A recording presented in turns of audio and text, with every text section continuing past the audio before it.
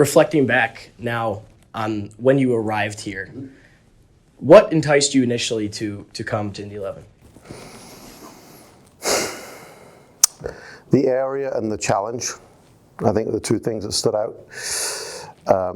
The area being a fantastic place to live, for my family. All those things stood out. Obviously visiting here before, seeing the downtown area, seeing the fans in the stadium. I guess all those things go into the place, right? That makes the place what it is. And then the challenge, underperforming club in the East the last few years. I've been successful in the West.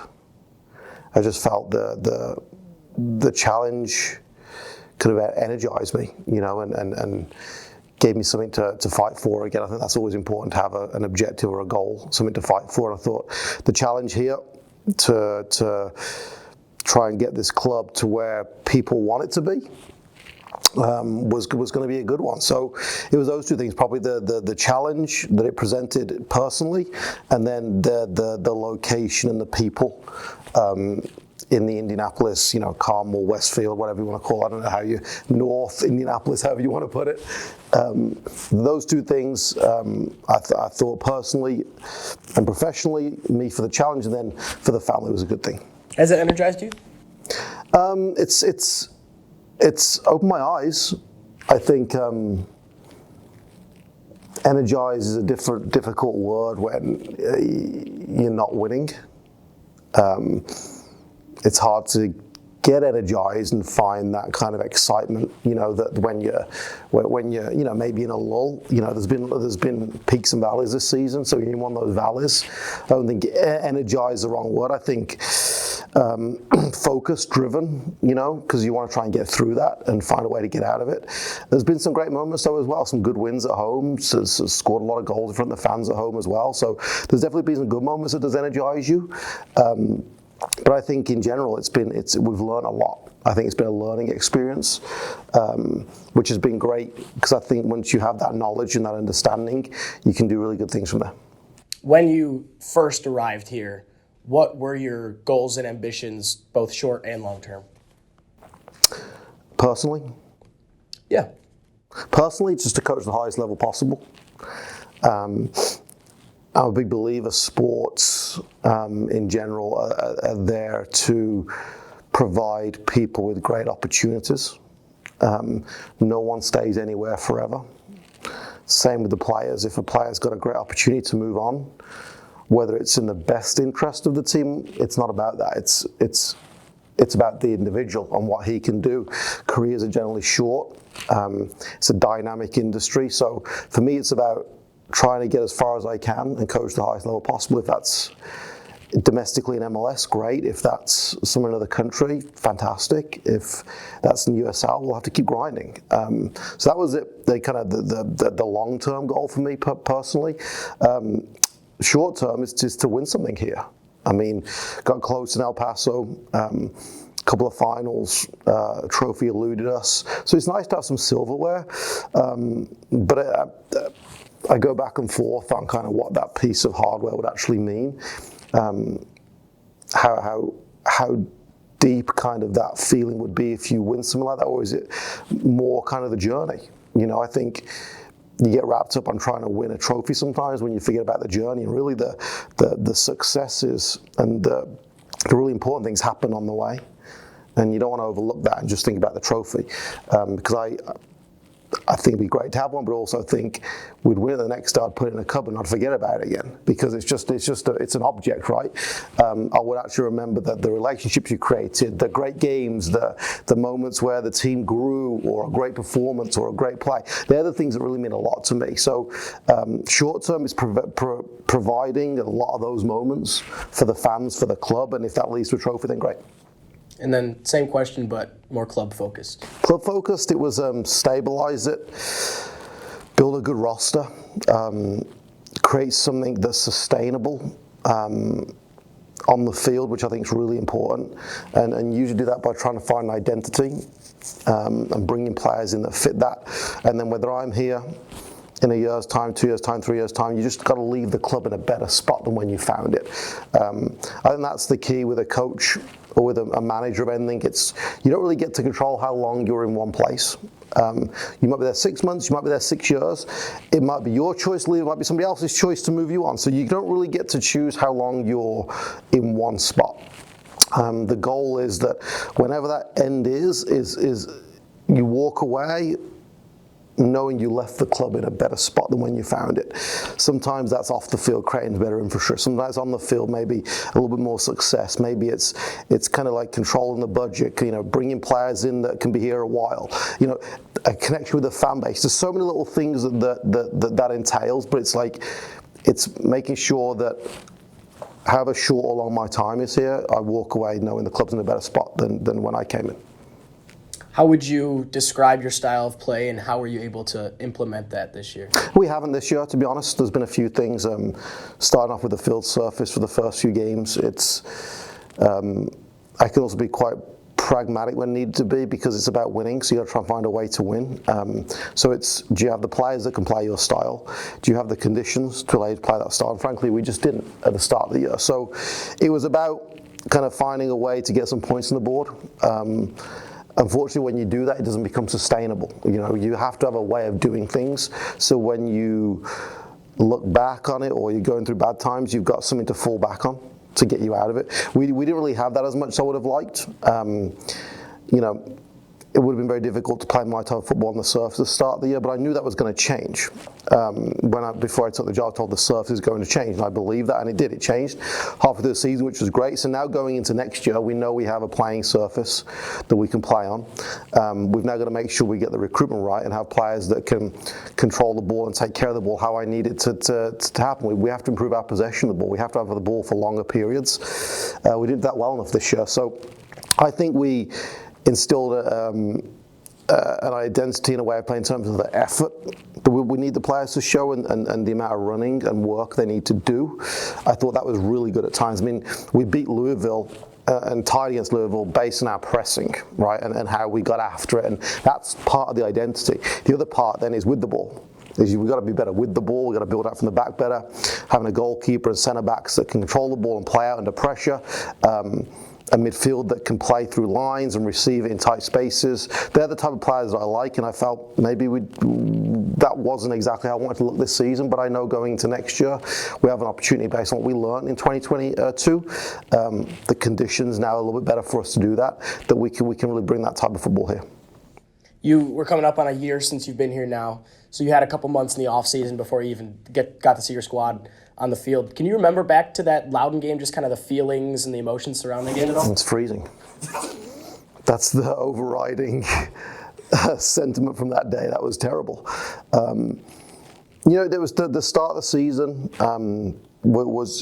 it's not a blur, but it's just the team's totally different than what it is, at the end, what we were at the end of the season. When we kind of, started winning games towards the end, it was just a totally different. We didn't really, for where people play, what their best position is, how it's suited, and started Loudoun away in terrible conditions, and then away at Tampa, which is arguably the best team, if not one of the best teams in the league. So really difficult start to the year. Found a little bit of rhythm then at Louisville with a team. We lost a bunch of guys for international duty, but we managed to get some out of the Louisville game. So very difficult to remember about the start of the year in terms of kind of what I just think it was very much a learning experience, and not learning in terms of the East or Loudoun or Tampa or what, but who do we have in house? What can these guys do? Where is their best positions on the field? How are they best suited to play the way I want to play? Can we play the way I want to play? So those first two games are very much understanding those things a little bit better. And I think we did learn a lot in those first two games about who can do what. And then that did kind of help us make decisions later on in the season on who to keep here, what do we need to bring in, the adjustments we need to make, systems we need to play. So I think the first 2, 3, 4 games were very good for us to understand, okay, who do we have here and what can we do with them? After that learning experience, the first 2 games, you went on a stretch where you got a lot of good results. What was it like? I guess, can you give us a little insight within the group of how everyone enjoyed spell of good results together for the first time. Yeah, it was 2 ties and 4 wins in a row, I think.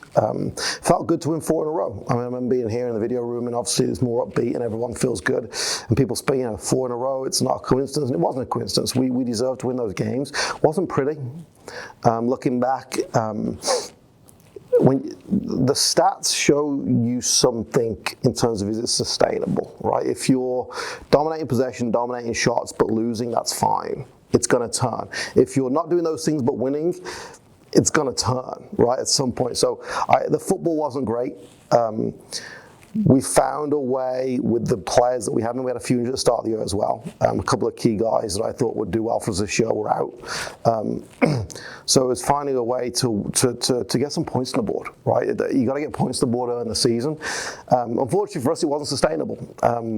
We had those 4 wins, and it kind of like plateaued a little bit into kind of a win, a loss, kind of an up and down kind of situation. I actually think the break we had, the bye weekend we had after those 4 wins hurt us. Because we had some good momentum, then we had a bye week, and we missed a weekend of games, then kind of went to Memphis, and I did okay in Memphis. I mean, we're good, should have tied that game. Lost 2-1, but 2 of the goals were both individual mistakes from our players. We should have tied that game 2-2 or 1-1 against Memphis, who at the time were flying. So, you look back on that, you think, if we could have corrected certain things, we wouldn't have lost that game. And that kind of started that little plateau of win-loss type thing. But the 4 games in a row felt good. It just wasn't sustainable. That was the reality. And then obviously the winless streak came next. What were some of the conversations inside the locker room, and were there things off the field that no one else saw that maybe you liked and that encouraged you still throughout that? No. At the start of that, no. There was nothing that I saw that I liked. After about 5 or 6 games, we started to play well again, and I knew it was going to turn. But the first 5 or 6 losses that we had, there's something about it that any of it felt right. And I think the thing that was getting us was they were all by 1-0. Right? I think it's very difficult to. I mean, if you lose 5 or 6-0, it's, consistently it's like, okay. But when you lose by 1-0, it's like, man, we're close. What's not working? What's going on? So it was trying to find a way through that. First of all, we stayed positive. Around the place, on the field, training was great all the time. Worked really hard. But it was about understanding through that period. And the games came thick, and we had a lot of Saturday, Wednesday, Saturday situations. So not a lot of time to kind of figure out what was happening. It was very much into the next game. Can we try and get a win? Can we try and get a point out of this? Finding solutions on the field of maybe some will work, whether it's a different partnership, a different setup, formation, whatever it is. But it became pretty clear after 5 or 6, 7 games that for us to get some sustainability back, some quality, some understanding, was we've got to go back to the system that we know the best, that me and my staff know the best, which we hadn't really done this season. It was the 4-4-2 diamond. We went back to that, and we played Hartford and dominated Hartford. Lost 2-1. But we dominated. So came away from that game thinking that was a really good performance. That's different to the other games that we just lost 1-0. We dominated, had more shots, more possession. It looked like a team. Obviously made those adjustments in terms of the trades that we made, bringing in Dambro, Tejada, Vasquez. Those guys, they added some, not just a quality, but just a little bit of tenacity. All 3 of them are tenacious players that get after it, high level of professionalism. So them coming in helped. Obviously when you bring players in, like, it doesn't, they don't just go straight and make it. It takes 3 or 4 weeks for them to settle, get fit, get up to speed with how we play, what we want from them. And so we didn't win initially. We lost to Hartford, and we lost 1-0 at Tulsa, but once again, we dominated in Tulsa. It was a last-minute goal, right? So we started to feel different. Even though they were by one goal losses, they were very different to the loss in Pittsburgh, the loss at Red Bulls, the loss against Detroit. Those games were different. So once we started to do that, I thought, something's happening here. We're back on track. The performances are good. This is now sustainable. That level of performance, the way we were playing, we can now sustain that. And we did. We started winning again, right? And beat some really good teams and finished off the season really well. So it was about kind of going back to what we know best, which may be in hindsight we should have done at the start of the season, right? You know what? I don't think we have the players, but you know what? We're going to do this because this is how we play. And as we go along, we can kind of tweak it, do what we need to do, kind of diagnose certain things, maybe a player's better in a different position or whatever, because it's what we know best. And it's a system that works this level. We've proven that over the last 3 or 4 years. So I think once we went back to that, it gave us solutions that we were familiar with, and we were able to then go win some good games. Beat a historically good San Antonio team, beat Lou City, drew on the road, all in an 8-day stretch. What did you take away from that little 8-day period? That the guys can do it, right? That if they follow instructions, if they put the effort in, because we were training incredibly hard leading up to that actually as well. We put them through some tough stuff in training. We didn't slacken off with them. We actually turned up the heat a little bit more in training, a lot more tackle, a lot more physical work, a few bumps and bruises in training we had along the way. So guys missed games because they were kind of going after it in training, and that extra intensity, dialing that up. Having a way of doing things allowed us to kind of formulate plans, right, against good teams where we could go and hurt them. Understanding who San Antonio and who Louisville are very different teams and how they play. We formulated plans, the guys followed it perfectly, and the guys got the 3 points, which they deserved. It was tremendous work to get those 3 points. So it showed that, if you're willing to work incredibly hard every single day and kind of flirt with that line of kind of, the intensity line that we call it, is like you got to go a little bit past it at times, to risk injury, risk getting hurt. But if you play under it, then you end up coming out with bad results because you're kind of holding back a little bit. So the guys really pushed through that really well. We knew that the run was going to change, like I said, way before it did, because training was really good. There was a positive energy in the team. People were still enjoying their work, which you don't always see when teams are losing. When teams are losing, there's generally a bit negative around it. It was never like that. All the video sessions, the analysis, the conversation we had were all good, positive conversations. So we knew it was going to turn. So to get that win against San Antonio against the best team in the league kind of really sparked that change and gave the guys the belief that they needed to really kind of kick on from there. You mentioned the intensity in training. Do you also enjoy when the guys are sort of not just physically but challenging each other and like verbally when they're going after each other for maybe not giving 100% effort or something? Yeah, absolutely. And we need that from them. It can't always be the coaches shouting. It's got to come from the group. The group has to eventually start driving the standards. We'll show you what we require. We'll kind of lay that out, that kind of roadmap.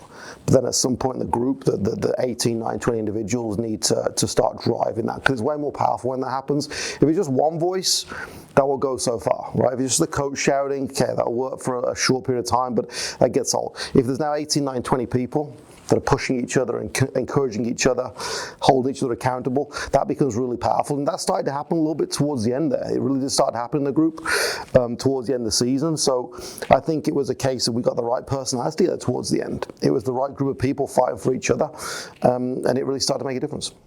You were forced to go through a bunch of keepers this year. Landed on Tim Trilk for a brunt of the season. His first season kind of at this level, what did you make of his performance level throughout the season? Up and down, I think. I'll be honest. I think Tim's a pretty honest guy, so he'll admit to that as well. I thought he did some really good things that showed he can play at this level, which I think is really important. And we can acknowledge that he showed he's capable of playing the USL Championship. But I think he's a young goalie, still 23, 24, not a ton of pro games. So there's times where he showed that, and that's part and parcel of learning, though. You have to go through those moments. Just like as a team, we had to go through certain things to learn to come out the other side.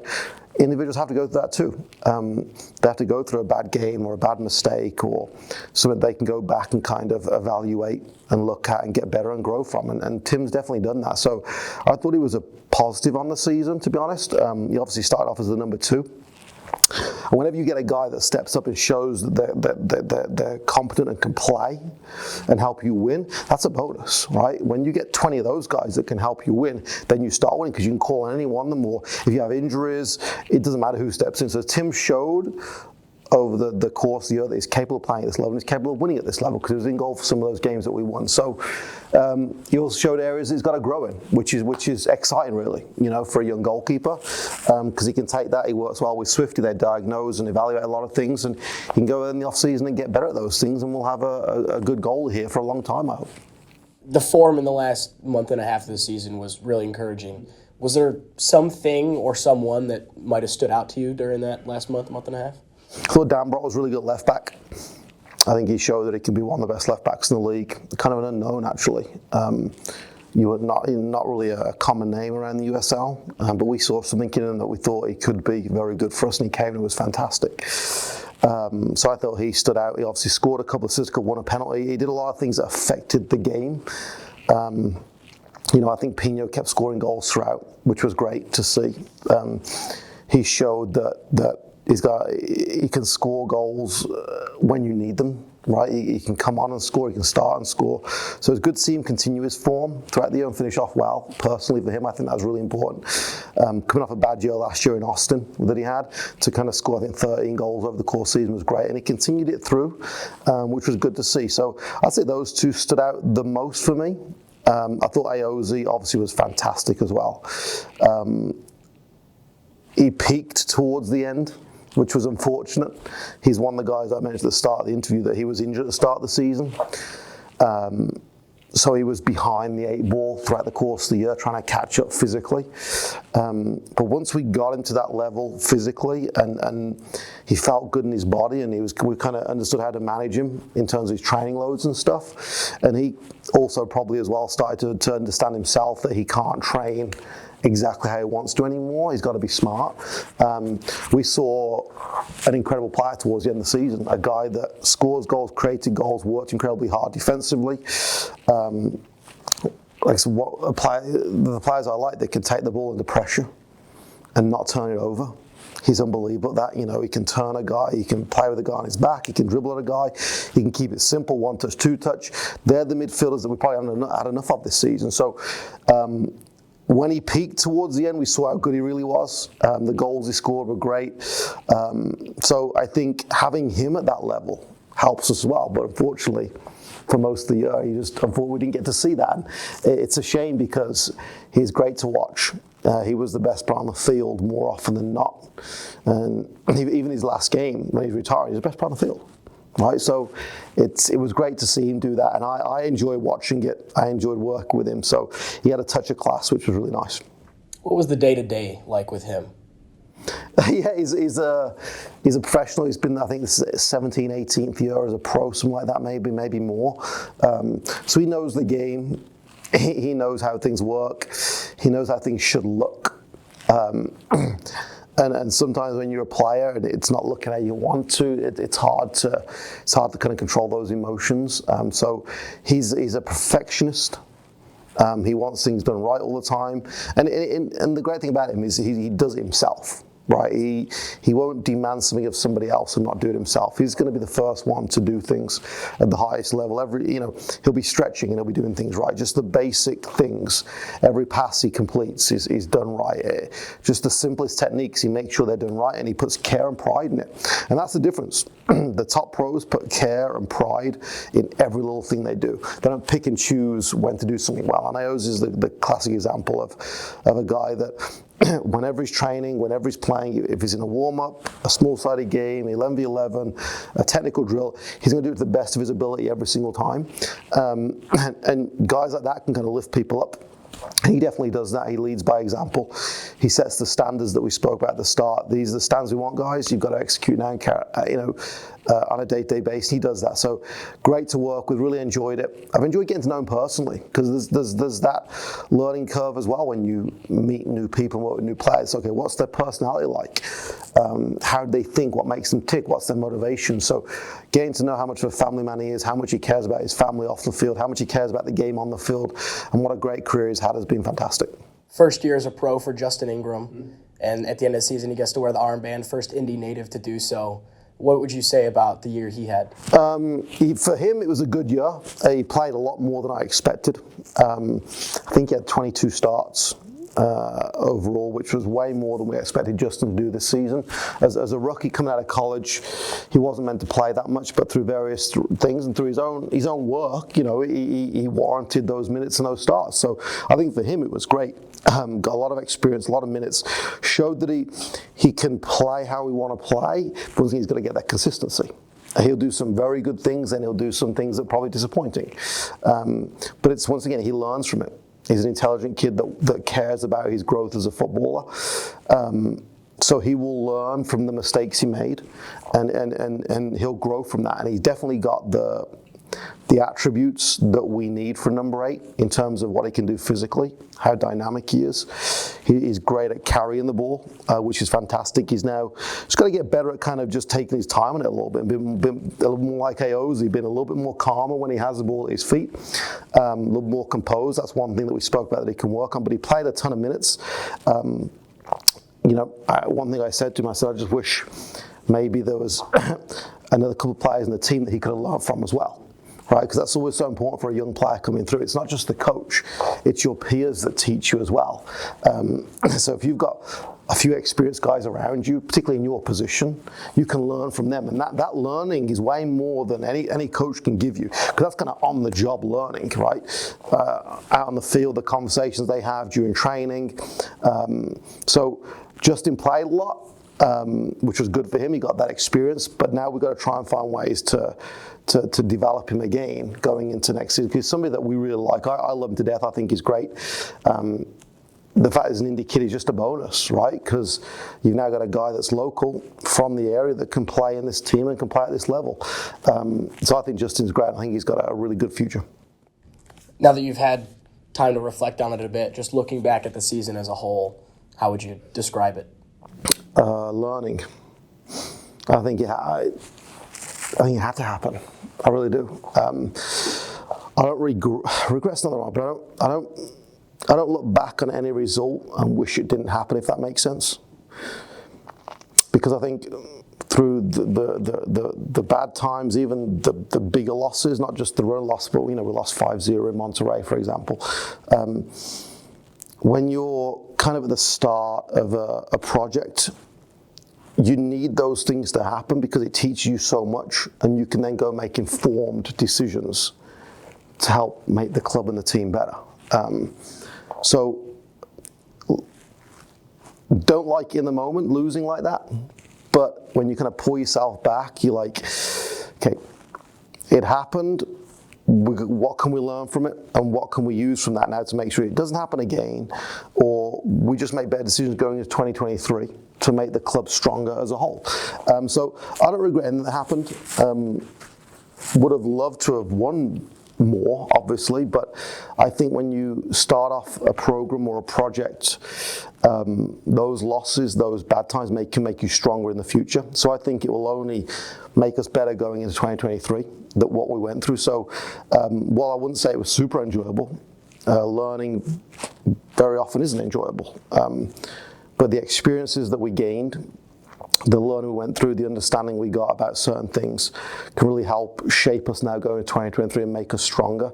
Because sometimes winning can paper over cracks, right? And that changes your decisions later on, and maybe they're the wrong decisions because it wasn't sustainable. Like I said earlier, if you've got a way when it's sustainable, great. But if you're winning and it's by luck or by consequence or by hope, then that can really kind of make your decision making a little more difficult. But when it's clear, right, when we've lost that many games in a row or we've lost 5-0, it really helps the clarity of what we now need to do going into 23 to make this club a winning team. There's obviously, especially in this league, personal changes every year. It's no different here. What are you looking for in terms of qualities of the players that you bring in over the offseason? I'd say a couple of things stand out. I think we need more guys that have won. I say at this level, the USL, just because that's relevant experience, but wherever they may have played, MLS, Europe, wherever, just guys that have been on winning teams is really important. Probably didn't have enough of those this season. We had a lot of younger players, or guys that have been here before and have obviously been through a rough time the last couple of years. So players that have either won this league recently, know what it takes to get to the playoffs and things like that, the grind that it can be, the Saturday, Wednesday, Saturday travel, all those things, guys that have been through that is really important. There's got to be more quality. And when I say quality, it's not guys that can score 20 goals, it's quality with the ball at your feet. We want to have the ball more. a lot of that is down to the decisions the players make when they have it. We can put you in great spots, great spaces, everything can work, but if it's a bad touch or a bad control or a bad decision on the pass, then we turn it over too much. So it's about guys that can take care of the ball better individually. I like guys that can dribble, can go 1v1 to create things. So in our recruitment this year, it's guys that have won and played at a good level, and then guys that can, with the ball at their feet, can either secure it for the team and keep it, or go and make something happen. Like I said, I like guys that can dribble 1v1. I love those type of players. And the more of those you have in the team, the more chance you can create, and the more you have the ball. If you could entertain me and finish the sentence, the 2023 version of Indy 11 will Be better.